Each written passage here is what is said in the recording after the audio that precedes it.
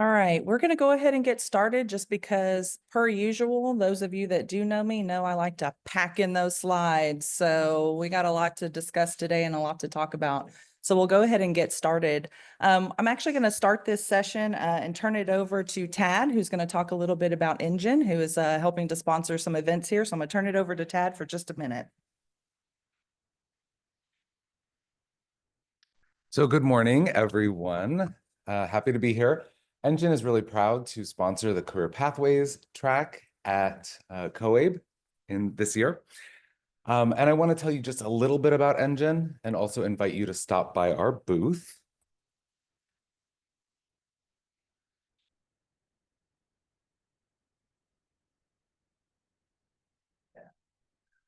This image helps to illustrate what Engine is. We want to be a bridge from ESL, English language learning, over to workforce development programs, career and technical education, credentials.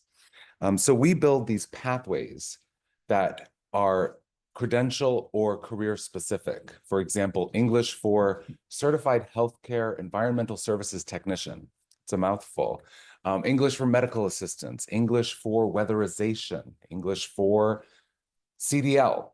So we have over 170 of these different pathways that can be put to use to support those learners in preparing for success in those credential programs and also evaluating if they're ready, because there is built-in assessment.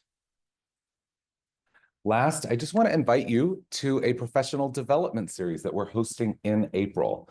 You can sign up by clicking on this link or just learn more. You can also stop by the Engine booth. We've got this QR code and additional information. This is going to help you to understand how to best use Engine, but it's not necessarily only Engine specific. It is supporting the use of technology in workplace literacy programs, pre-IETs, pre-apprenticeship programs like that will really help their learners. The last thing I'll say is that we have built content that is specific for internationally trained professionals, including TOEFL prep, NCLEX, the nursing exam, English for internationally trained engineers, English for STEM teaching and paraprofessional, and the list goes on. So we hope that you will explore Engine and see how that can be useful as you're serving ITPs and other English language learners who are looking to transition to careers and credentials. So thank you and enjoy the presentation. All right. Thank you so much, Tad, for opening us up. And good morning, everyone. The good news is you found this place, which is better than I was doing at 7 o'clock this morning. So we are down here in the dungeon of the hotel, and I want to say welcome to all of our online folks as well that are joining us. And for all of you that are joining us online, I do have a session buddy who is in the online chat. She's going to be managing, and so if you guys are following along too, here in the room, she's going to be managing the chat through the WOVA app, as well as anything that's coming through Zoom. So her name is Ann Savino. So if you see her name pop up, know that she's a Texas person, and she's there and she's answering questions because I've asked her to. Now, the first thing I want to be honest and tell you guys is we had to make a little change to our session. Of course, we applied and submitted our session several months ago, and we were in the process of releasing a solicitation specifically for internationally trained professionals in healthcare. Well, January happened, and our worlds have been very different since then. And so all of our attorneys and all the folks that make those procurements happen have been tied up kind of looking at executive orders and doing some other things. So this is your opportunity that if you were really wanting to learn about our pilot project and ITPs in healthcare, you can go find another session. But I hope you stay. Because we're going to be talking about how we're doing internationally trained professionals here in Texas, why we're focused on this population, some of the things we've implemented to kind of keep the focus on this population, as well as just talk about some data points. For those of you that are here, you may be looking at this population in your own states as well. So here's what we are going to talk about. So again, we're going to learn the why. Why are we focused on the population here in Texas? We're going to understand the services that we are currently offering to our internationally trained professionals, how we've implemented that over time. Things like this don't happen overnight. They take a lot of thoughtful planning and intentional strategic planning to really put focus on populations. And then we're going to hopefully preview and have some time to preview some models that have been implemented through our local programs at the local level. And then we'll kind of I'll talk a little bit about this pilot project that we're really excited about that hopefully will be hitting the streets here in the next month or so. So before we get started, I just want to know, well, who's in the room? How many of you are state staff, meaning you work for a state in your state? Okay, 2 folks. What about program level staff, provider level staff? Okay, most of you. Awesome. Who else? Employers? Any employers? Higher education? Anybody? Yes. Well, thank you guys for joining us. And hopefully I'm going to build in some time that y'all can ask some questions in particular. And hopefully we'll have some time to be able to do that. Now, for those of you, I am curious how many of you are from not a Texas provider, non-Texas provider? Raise your hand. Okay, a couple of you. So here in Texas, I always do this when we are at CoWave or really any kind of national conference or even international, is to tell you a little bit about just how Title II and how adult education and literacy funds work in our state, because every state is very, very different in how we implement Title II funding. So for Title II, in our state level, we are under the Department of Labor here in Texas with the Texas Workforce Commission. Other states have this, the funding under higher ed, some have it under K through 12, but here in our state, we have it under the Department of Labor, which I think will come pretty apparent to you as we kind of go through today's session. We do a statewide competition about every 5 years to get our eligible providers. Currently, we're in a grant cycle just kicked off and started July 1st of this past year. We awarded 51 grants, but we have over 100 providers in the state. That's because many of our grants are very large consortia, and they apply as consortia. It's about an $80 million annual investment. We are a large state, and I can tell you compared to other states, our budget is very small because we get almost no state funding. Other states like California, other big populous states, the federal dollars are the minority of the money that they get. That's the minor, and the major is the state contribution. Here in Texas, it's different. We hardly get any state funding. The reason why that is significant is because when you're looking at compliance and you're looking at the things that the state are able to do with their state funds, it's much more broad than what we can do here in our state. So we serve about 70,000 in integrated education and training programs. And intentionally, our English language learners are included in that 7,000. As a network, those 51 grants, I've also, kind of learned through other states, largely their grants go out and it's ones or twos. You got ISDs and maybe some community colleges. Here in Texas, we have a plethora. So we have a lot of different types of institutions that we fund with our money. Largely community college based. We have ISDs, we have educational service centers, which are kind of like the professional development community service arm of our independent school districts, nonprofit organizations. And then we also have 4 workforce boards that have applied for our funding, and they manage consortia. They don't provide direct services here in Texas, but they manage a consortia of partners. So we have 4 workforce boards that have our money. So that's a little bit just about how the funding here is in Texas. So gives you some context as we're moving through some of the discussion today to kind of frame things up for you. So who are internationally trained professionals? So these are going to be individuals with post-secondary degrees or professional credentials from other countries outside of the US. Here in Texas, we really tag that as someone not just that has a high school diploma or a credential, but someone that has some college, an associate's degree, a bachelor's degree, or beyond from another country. Now, here in Texas, we are a border state. We have a lot of internationally trained professionals, so much so that it's a population that we didn't want to sort of ignore, and we wanted to make sure that we had very intentional pathways for those individuals. The reason for that is because, well, we saw it as an untapped talent. We saw that there was an opportunity to take brain waste and turn it into a gain here in Texas. And brain waste is really when you have highly skilled, highly educated individuals that don't speak the language. And they come into our country, and what are they doing? We're going to talk about it in more detail, but they're mopping floors. They're working in sort of low paying, low skilled remedial jobs because they don't speak the language. And we felt like this was an untapped talent, and we wanted to be very intentional about creating career pathways for that population. Now, the Texas Workforce Investment Council, about every 10 years, they do a demographic study. And that demographic study, this last one came out in December of 2024, and it just posted. And what it basically said is that here in Texas, if you look at our 16-year-old plus population, so just individuals who are 16 years old and up, we have about 22 million individuals in our state. We have about, out of that 22 million, we have 3.9 million who qualify for adult education and literacy services who are specifically within 16 to 64 years of age. So when you're looking at just that working age population out of that 22 million, we have about 3.9 million that are eligible for AEL services.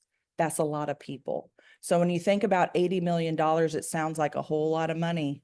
But when you're only serving 70,000 folks a year, and guys, our cost PERS are very low. Ask my providers. There's some of them in this room. They're very low. So you're only serving about 70,000 per year with that 80 million. When you have a number that's 3.9 million, how long is it going to take us to get there? A while. So we have to be very intentional with our funding. Now, out of that 3.9 million, how many of those are really this population that are internationally trained professionals? So there's really kind of two numbers here. The first is the 652,000. That's individuals that have a high school diploma, some college, post-secondary, a bachelor's, about 652,000. If you're looking at the individuals that only have some college, associate degree, and bachelor, so you kind of cull out all of those that have a high school diploma or only a high school diploma, we're dealing with about 300,000 here in our state. And we call that the untapped talent pool. And one of the reasons we initiate a lot of the projects that we do for this population is because we want to make sure that that 300,000 folks are on a career pathway to get back to doing what they're already skilled in doing. If you look at internationally trained professionals here in Texas, just by workforce board area, you're going to notice basically everything that is a color on this map means it's a highly concentrated and condensed area where internationally trained professionals currently reside.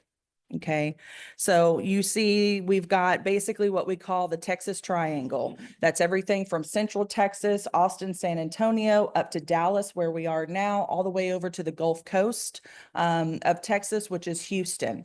And that's where the majority of our internationally trained professionals live. Well, of course, because that's where the biggest opportunities probably will be for them to engage in the careers and industries that they have education and skill in. Now, what jobs are ITPs doing, right? So we're talking about individuals, again, highly skilled. They're coming here with lots of experience in a certain industry. They get to the US and specifically here in Texas. And what types of jobs are they doing? Well, this is them. At the very, very top, we've got truck drivers. Second, cooks. Third, janitors, building cleaners, retail. We've got some maids and housekeepers. Okay, so these are the types of jobs that those highly skilled individuals are currently doing. What are they trained to do? Okay, so we know what types of jobs that they're doing, but really, what are they really trained to do? I've highlighted a couple here. So if you go down the list and you're looking at what the actual credentials are that they have, what job experience that they currently have, I've highlighted a couple. General education, there's a lot in engineering, every type of engineering. Civil engineers, we've got mechanical engineers, we've got all the STEM folks. And right now they're driving trucks and they're cooking your hamburgers because they don't have the English language that they need to be able to get jobs in these industries and in these fields. So you'll notice here that number 6 is nursing. How many of you in your respective states are dealing with shortages in nursing or in the healthcare field? We are here in Texas, and I'm going to give you a little bit of a preview exactly of what that looks like. So why nursing is so important and why we really wanted to do this pilot for serving internationally trained professionals in healthcare specifically is because here in Texas, well, we've got shortages in our healthcare industry. So if you look at just the licensed vocational nurse shortage in our state, everywhere where you see color on this map basically means they're doing all right. Anywhere you see gray, white, or some sort of gradient, that means that we don't have enough people as LVNs to serve the populations that exist in those areas.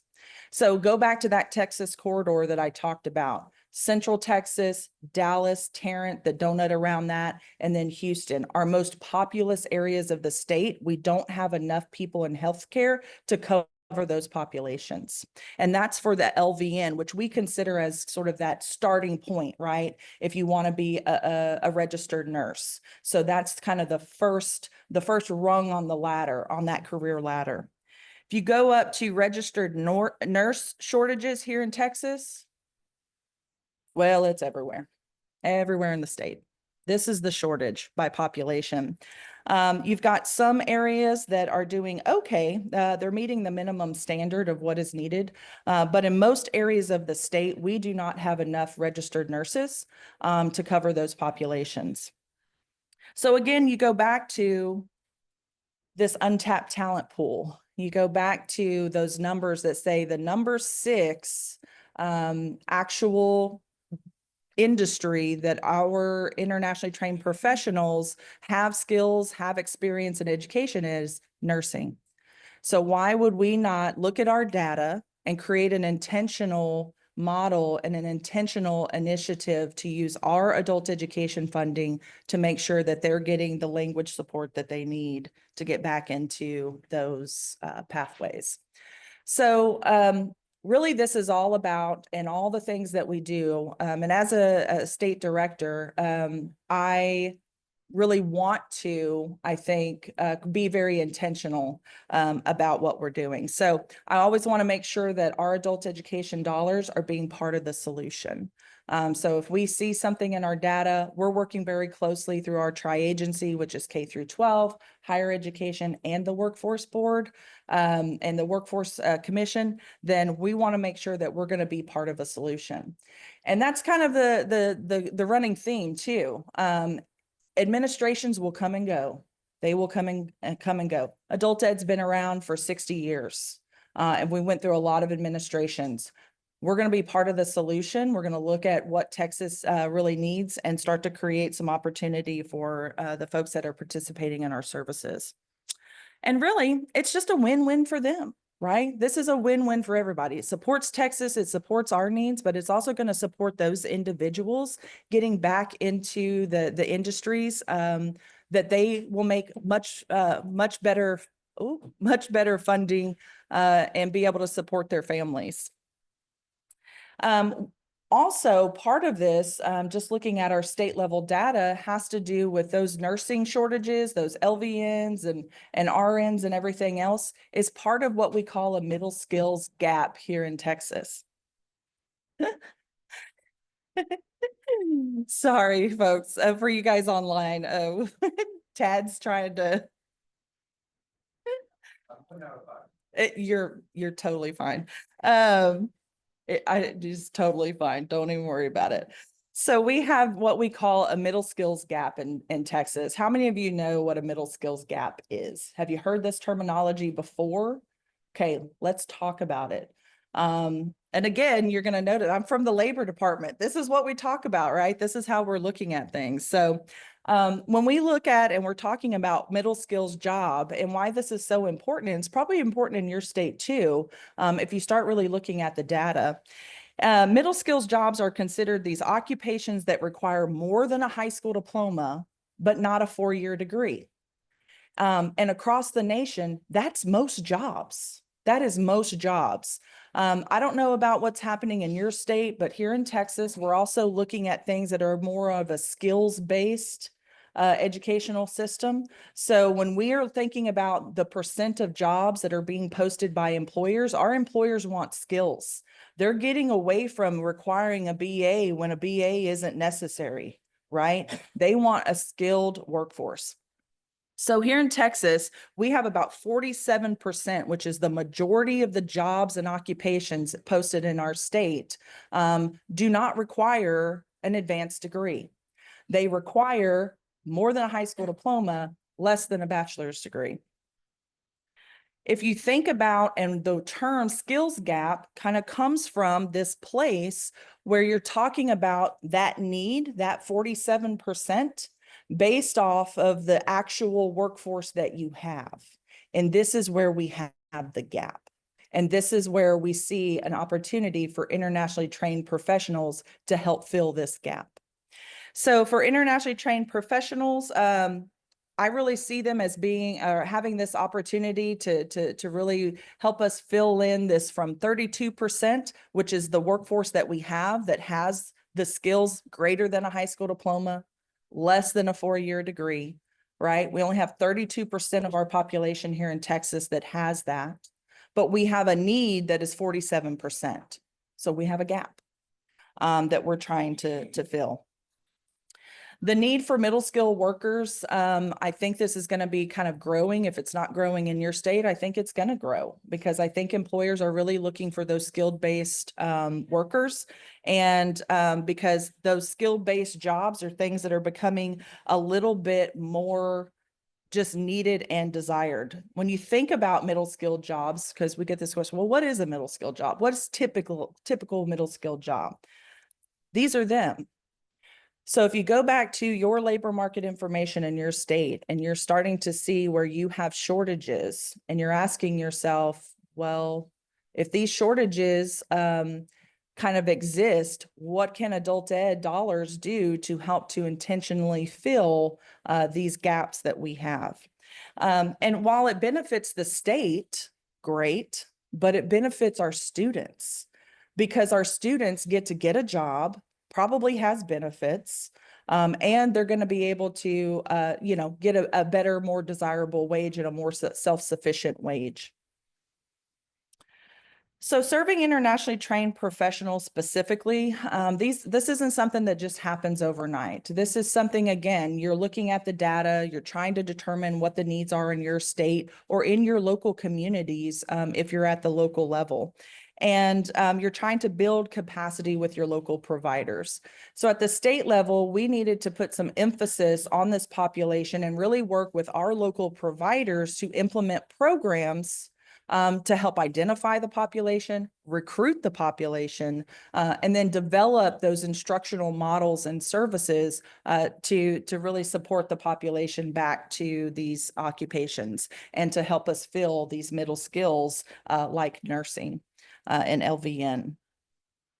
So the timeline of events for this, because I don't want to stand up here and be like, oh yeah, we just did this and it just happened. That's not reality. The reality is it takes time and it takes a lot of intention and it takes intentional funding.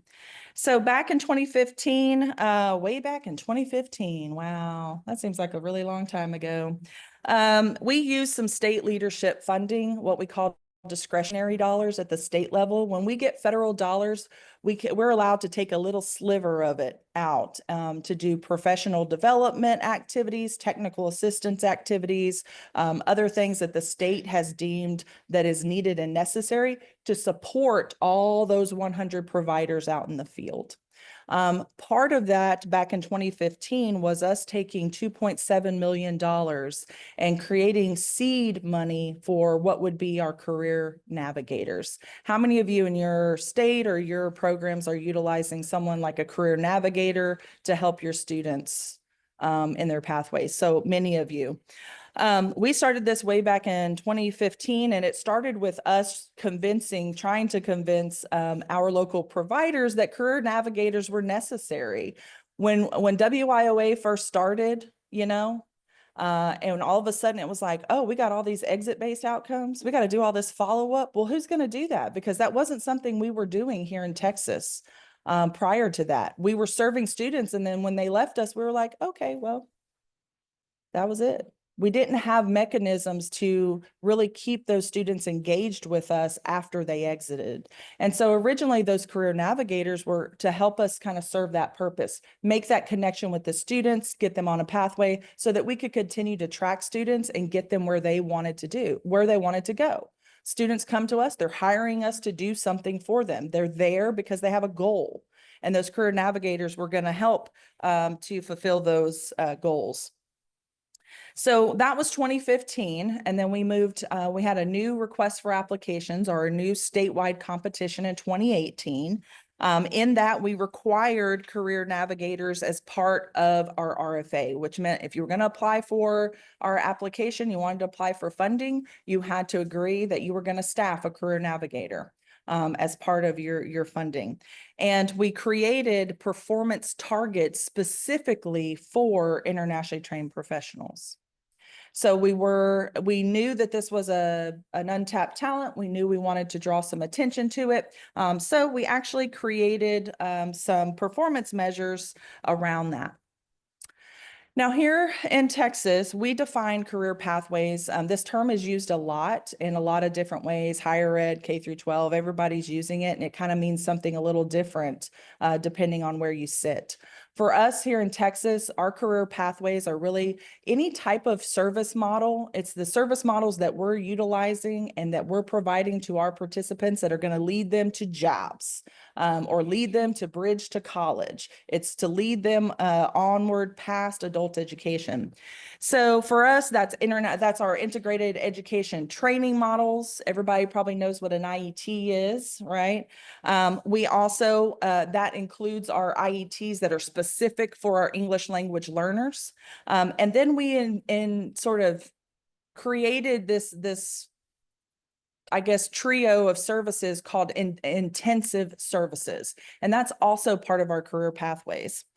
You'll notice that part of the intensive services, we got 3 models there. One is services for internationally trained professionals. We wanted to specifically create targets for our programs to serve these individuals. Prior to us doing this, were they amongst us? I can assure you they were. Did we know they were there? I can assure you we probably did not know to what extent that was. And you're going to see some data on that in just a little bit. Part of those intensive services also is our post-release services for second chance individuals, and then workplace literacy and how we serve and how we work with our employers. The second, after that initial RFA, we created these performance measures. So we really started highlighting this population here in Texas. And then from 2022 all the way through 2024, it's really about developing technical assistance for our providers that are working with that population and professional development content. So, the thing was when we first started this and we were going out to the nation, there wasn't a lot of resources on this population. And then over probably the last 5 or so years, maybe 7 years, there's been a lot more that's come out about how to serve this population effectively. So this is how we are currently identifying our internationally trained professionals and their needs. And it all starts at intake. Because when people come into services, if you're just using the Pearl, how many of you are just using WIOA Pearl at your intake? Meaning you're asking them, you know, all of the things we're required to report. Well, that's good, because you have to be able to do a more comprehensive intake with your students to really get at the heart of who they are and what they kind of hired us to do. So we identify them at 10 intake through a comprehensive assessment. We had to expand, and we're in the process of expanding our data collection even more. So we're asking more questions so we can help to identify not only who this population is, but what they were doing. What occupations did they have? What were the jobs that they had? How many years have they been doing that? Do they want to continue to do those things? Those are important pieces of the information. And then utilizing our career navigators to help to serve those internationally trained professionals so that they can understand and start to realize, you have degrees in this, this, and this. You have experience in this, this, and this. How does that translate to what is going on in the US and what the US requires from an occupational perspective? Our internationally trained professionals have a lot of barriers. We know that they may be coming from trauma. They may be coming into a situation where they may have degrees and skills from their home country, but maybe they don't have access to those credentials. We have asylum seekers. We've got refugees coming here, and they can't always say, yeah, I can just call up my university and get a transcript. It's not always the case. Sometimes it is, but not always. There are lots of barriers for getting them back into professional employment. As you guys know, lack of information and guidance out there, academic or field specific language barriers, meaning they don't have the English language that they need to be able to go and get a job and be able to speak and know the English vocabulary for those occupations. Cost and time to retrain. For those that already went through an educational life cycle in their home country and they come here and they don't have those credentials to be translated, they're starting over. So there's a cost there to retrain, put them into integrated education and training, or get them back on a career pathway. And also just employer awareness is a big one too. There are a lot of employers out there that don't know they have untapped talent. And sometimes we have to kind of be the bridge for those employers to help them understand you've got untapped talent that is here and working amongst you, and we can work with you to develop programs and services to help them advance in their careers. So here's some things that we've learned over the years working with this population. We had to really think about expanding our services. And again, I use the word intentional a lot because I think you do have to be very intentional. So when we're thinking about coursework, it's not just, you know, we're going to put them in an English as a second language class. You have to put them into a class that is very specific for people that already know and have the skills to learn. An internationally trained professional, we don't want to put them in a class with someone who's not literate in their native country, for instance. That's a very different perspective, right? So we want to make sure that we have some instructional and some intentional language development for these individuals. Also, bridge programs, bridging them back into college if that's their goal and they need to get that training or that certification or credential in order to get back into the occupation and industries that they have already have skills and experience in. We do credential evaluation. Those of you who have went through this, you know, there's very limited number of entities in the US that do this. It can be very expensive. So we do assist and have policies in place to help pay for that credential evaluation and workforce preparation. And let's just throw in some digital literacy because, well, you never know. And so these are some of the ways that we've kind of expanded the coursework to specifically serve this population. We've also added in the career services like advising, labor market information, because again, you have to be able to map, I think, and crosswalk those individuals from, hey, this is what you have your degree in from your home country. This is what that really equates to here in the US, because that is not apparent. And so we have to kind of play that role. So we want to invest in our non-instructional staff and partners because that career services piece is very very needed.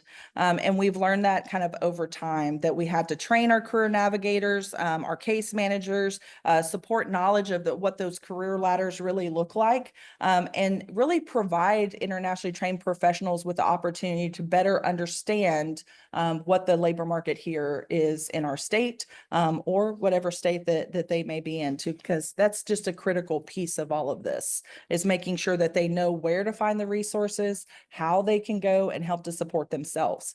Because again, these are people that are highly skilled and trained. They know how to learn. And if they can be provided with resources, they're going to be able to go and, kind of feed themselves, essentially. Now, for the top career fields here in Texas, we talked about the state as a whole, but if we're just looking at our students who are currently enrolled in AEL services here in our state, you're going to see some similarities. It's a lot of STEM. So a lot of the students that we have are enrolled in adult ed, it's a lot of those STEM. It's business, it's health sciences, it's engineering, it's IT. And those are all big things that we need here in our state. I don't know about you guys. From an enrollments perspective, you heard me talk about, we serve about 70,000 a year, total students. But if you really think about just how many students are we serving that are and meet that definition of an internationally trained professional, here's some numbers. And this goes back to why we're putting an emphasis on it and has that emphasis really benefited us, right?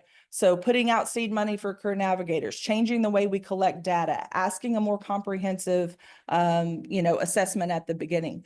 Has that actually changed things? Are we moving the needle on the number of people that we're able to serve in this population? So go back to 2019, 2020. Well, there's a lot that happened in that year. Does anybody remember the next 2 years? Because I judged my whole time. It was like, have I seen you? Was that before COVID? Was that after COVID? I don't know. Everything is around COVID. It's like it was like we got caught in the matrix and everybody lost 2 years. It's very strange. And so I don't even put data up. I'm like, I'm not going to talk about those 2 years because the data doesn't represent reality really of what normal would be. But if we go back to program year 1920 and we're looking at our ITP services, we served about 69,000 individuals that year, even though COVID hit us hard in the second half of the year. But the total eligible ITPs, so again, those that meet that definition of having an associate's or a bachelor's or some college, we had about almost 12,000 individuals enrolled in our programs that met that definition. But we were only really intentionally serving about 2,400. And when I say intentionally serving, I mean, go back to those career services I was talking about, go back to those specific courseworks I was talking about. And that's, we're making an effort, we're pulling them out, we're identifying them, we're applying something else to those individuals. So that's what 2019, 2020 looked like. If we flash forward, skip over COVID, as we often do, and we move forward to 22, 23, the total enrollments in our state haven't changed much, right? We're still at 69,000. Total eligible ITPs, we're going up. A lot of that is because at the state level, I've really been promoting this heavily. I really believe that we have an opportunity to serve this population, but our local providers are also recruiting this population and putting the word out. So we've got more eligible ITPs in our program, and we literally are now serving almost double of what we were serving back in 1920.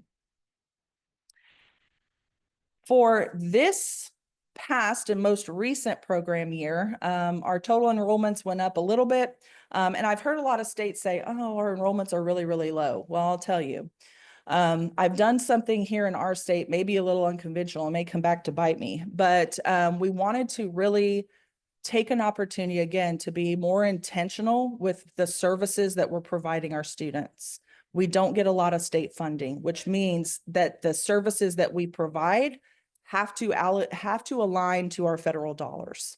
Okay, I don't get to do a lot of fancy stuff. So I really have to be very specific and intentional with what we are doing with our federal money. So one of those things obviously is serving this population and making sure that we can grow it and create these career pathways. So we keep going up. I think that's kind of the gist here. Every year we serve a little bit more, and we're being a little bit more specific with getting them enrolled in those services. From a program management perspective, when it comes to the ITPs, you're really looking at that recruitment and screening. If you don't know they're in your classrooms, then how can you provide any additional support for them? You have to be able to identify them, and you want to get as much information, I think, as you can at that point. Once you're enrolling them in the class, again, you don't really want an internationally trained professional in a same class as someone who may be non-literate in their native language, because what do they have in common? There's a way to be more specific with how you're instructing your internationally trained professionals to where they're getting those vocabularies, they're getting those language skills that are specific to the occupations that they're trying to get back to, because they want to be able to go to job interviews and say, hey, I know I don't have this credential you're asking for here in the US, but I have 20 years experience in my home country, and they need to be able to articulate and speak the language during those interviews. And that's why you have to be very specific about your instructional design.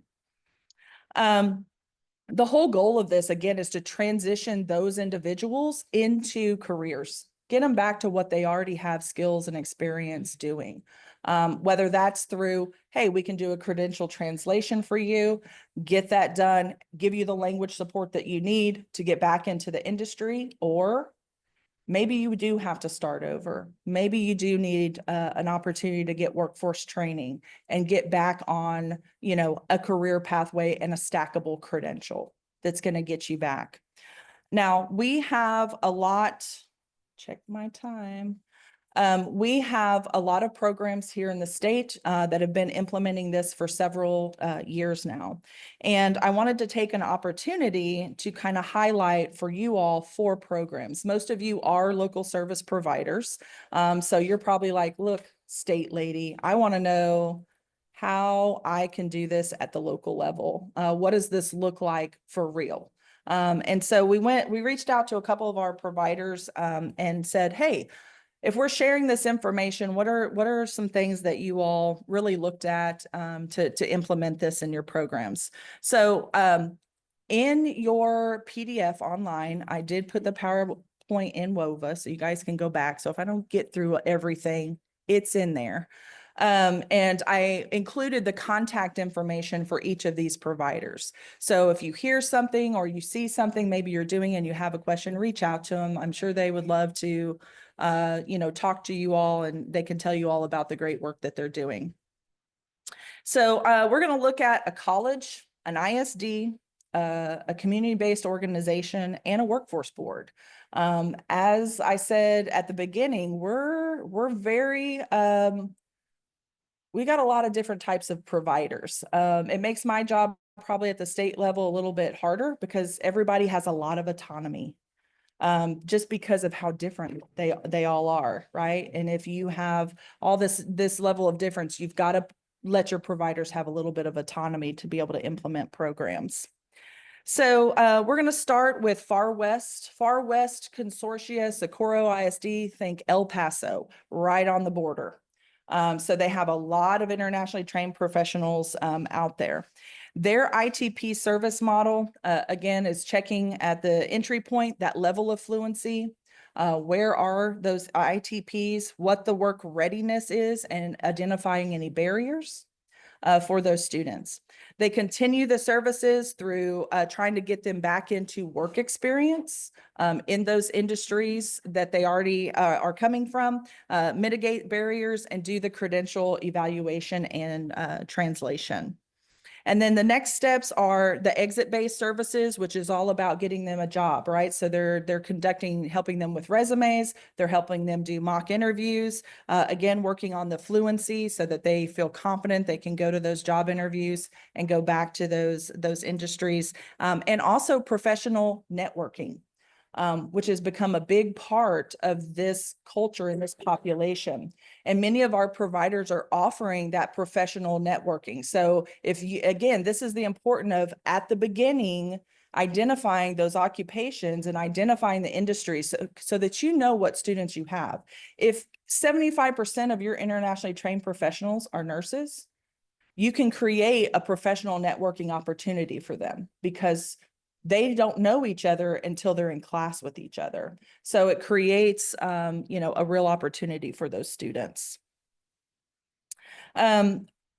Socorro is also doing some intensive case management. We talked about that sort of tiered ESL instruction. So it's very intentional. It's not just what you would think of a typical English as a second language class. And then they did do a video, guys. I'm not even going to try to do a video. What I went through this morning to try to get this hybrid thing going on. And I was like, I'm not going to do a video, but it's very powerful. But it's, all of our student stories are very powerful. So you guys know probably what that would be. Someone that came in, didn't speak the language. They were, I think, an IT or computer science person from their home country. They came here, Socorro put them through an IET, and now they're actually working for the school district as a paraprofessional. We have Region 5 as well. This is from Beaumont, so going out towards the Houston area. They take a slightly different approach. So they do a lot of TOEFL preparation. They get a lot of students that are wanting to transition specifically into college. And so they do a TOEFL preparation for their ITPs for healthcare specifically, because again, going back to that map and looking at Houston, they need a lot of LVNs. They need healthcare workers. So they have been very intentional about creating a pathway, identifying those students and offering this TOEFL prep for healthcare. So the list kind of goes on and on. I think I provided you guys with 4 total providers. I'm just trying to keep an eye on the time. 4 total providers in here. Read through some of the things that they're doing and the services that they're providing. All of them are a little bit different and a little bit unique, which is great because it gives us more best practices that we can share with like-minded programs that are out there that look like them and kind of operate like them, have the same organizational structures. Because when you have so many different types of providers, you can't just take one best practice that a college is doing and apply it to a CBO. You have to be able to take those best practices and actually apply them to the same type of organizations if you really want to try to grow these types of programs. So I'm going to actually skip ahead. But you guys have all of these slides in your PowerPoint and in your PDF, and I hope that you take advantage of them. Because I want to talk a little bit and close out with saying what's next for us here in Texas when it comes to the things that we're doing. The first is making revisions to our intake process. I think it all starts at the beginning. If you don't take time and again, be very intentional with how you are identifying folks when they come into the program, it's very hard to build an instructional model or build a career pathway for those individuals if you just don't know what skills they're bringing to the table, what those industries are, what they're trying to do. So we're going to be expanding our enrollment forms as well as our data system to try to collect some additional information on our students, which is always hard because, guys, they already have to answer 100 questions. And if you're a second language learner and you're trying to get through an intake, it can take hours, right, to do this. But we're trying to really focus on the long game here and help to support people. So we'll try to figure out the best way we can do this and implement this without, my provider screaming at us. But I think this information is just invaluable to collect at the beginning, and it's going to make us, just better programs. The second is, the second thing I really feel we want to do, and here's a list of things I'm at least thinking about. I put a question mark there because I'm like, maybe that's too much. Maybe it's too specific. But here's a list of things that we're thinking about asking. So when people and individuals come into the program, we're already asking them one key question, right? And that key question is, what's your level of education? And did you get it inside the US or outside of the US? We're all asking that question right now. That's the one thing we're collecting and reporting. But when they say, yes, I have an associate's, some college, or a bachelor's degree outside of the US, we should be then, that should trigger us asking these additional questions so that we can better serve those individuals. And so we're going to be adding this not only to our enrollment forms that our providers are going to have to utilize, but also our data system is going to collect this. Think of the data. How many of you are data nerds like me and just love that data? I love that data. I'm like, I want to see how many, I want to see what occupations they're in, because from a state level and even a provider level, if you're trying to position yourself in your community as being what? A solution, you need to know who your students are. You can say, hey, I've got 50 people right now sitting in my class that are doctors, that are nurses in their home country. And this hospital in my community is hurting. And I can be a solution for that. And that's how you got to really kind of start to think about some of this stuff.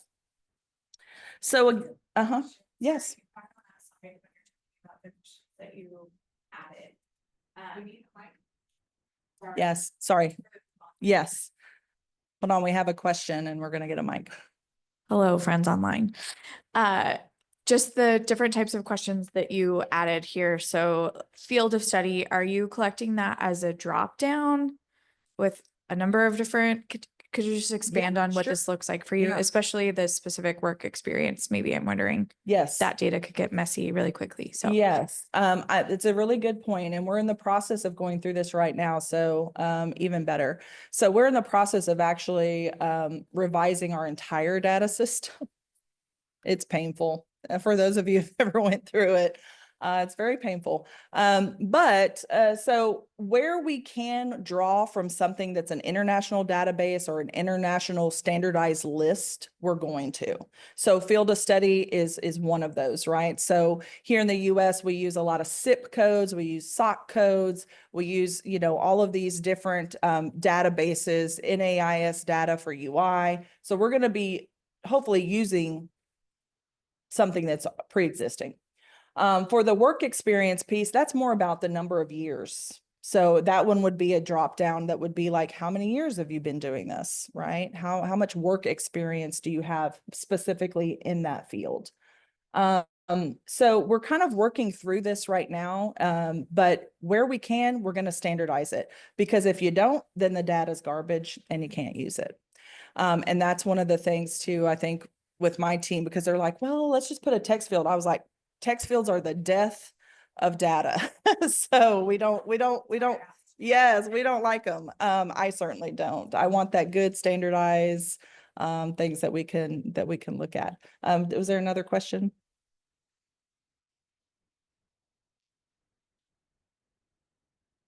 Hi, when can we anticipate these changes to the revision? So right now we are working on an enhancement to our system. It is scheduled to go out in November. So in November, I don't think I would do it beforehand, because if we put something out as a policy, but then we can't collect it in the system, it's probably not doing us much good. So we'll probably roll the policy out along with when the data system is ready to collect the new information. Yes. So I know that our focus, I am from El Paso, and I know that the focus is ITPs, and being a border town, to me, it's been very eye-opening how employers are very resistant in hiring those that are, professionals from another country. Mhm. So I was wondering, is anything being done state level where we can educate our employers to where it's not such a barrier, an obstacle to get Yeah. these individuals with ITPs? And we do have a partnership with our workforce locally, and they do a great job in going out there and educating, but I'm wondering whether there's anything being done Yeah. statewide, because, oh my gosh, it's like, yes, we do all this, yes, they have English level, we help them evaluate their credentials, we give them the skills, but then there's that huge barrier that employers are not willing to take that chance for whatever reason. Right. Yeah. So the short answer is yes, but I think we probably need to do more. And one of the reasons why I included the TWIC report early on in the presentation is because we've been having conversations at the state level about this population, right? And how they can help to support middle skills. And so one of the reasons they really kind of focused on that in their demographic study was so we can get some information out there, right? So that TWIC report is like, it goes into the strategic Texas workforce systems plan as our state. And so identifying the population, really being able to showcase the underutilization, that's a big step. I think the other step is really on us. So like as a state director, it's kind of my job to make sure that I'm talking about this population with my commissioners who are going out and talking about it with employers, that we're also creating the conversation at the direct employer level. So one thing that my staff does is we do a cross training within our own organization. Now, smaller states, you guys, it's not lucky or unlucky, but smaller states, I think, have smaller teams, right? At the state level, your friend over in workforce is probably one step down the hall. We're really big. Our agency is huge. And so I have to be very intentional at the state level to go and reach out to the Office of Employer Initiatives that are working with all the employers in the state and say, hey, let us train you guys on what we do in adult ed.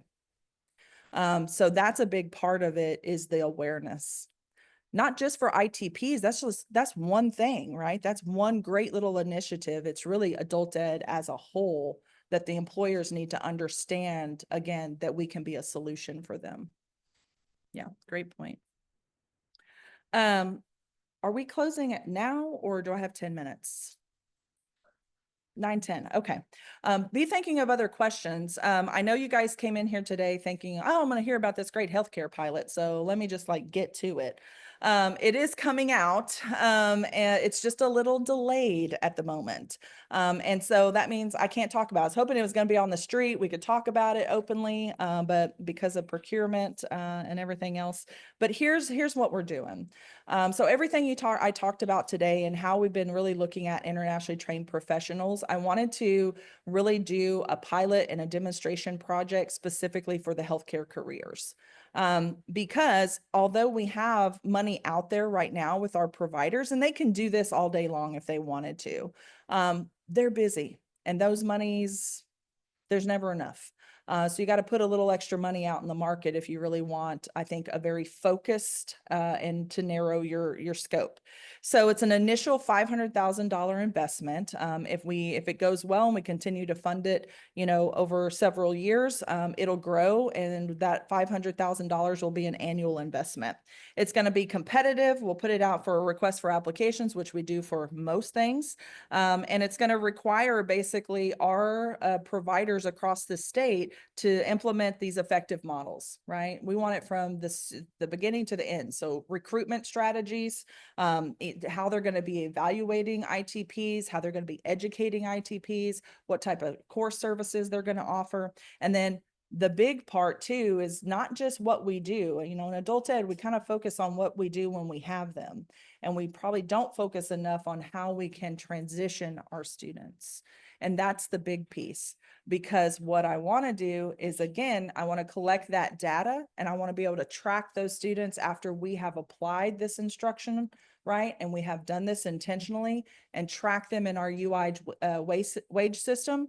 So we can see what's the benefit. Did they get a job in the career field that they had when they came to us, right? And what were those wage increases? Because guys, in times like this, again, I want to be able to go to my Texas legislature and say, adult education is a solution, and this is how we can be a solution. Okay, so put us in whatever budget line item you want to keep funding us, because we're helping to support the workforce here in Texas. We're the 8th largest economy in the world, and we need a workforce. So again, it goes back to just kind of making sure you're being intentional, I think, with the population. And hopefully next year, who knows, maybe I'll actually be able to talk about some of the results related to the demonstration and keep you guys informed of what's happening. So I wanted to just take a moment, see if there were any other additional questions before we close out. And if not, leave y'all with my information. And also Ann Savino, who's online and has been answering questions online. I wanted to thank her for joining us as my co-pilot, my online co-pilot today. Well, thank you guys so much. I hope you have a wonderful rest of your day, and I'm going to be closing the Zoom. Thanks.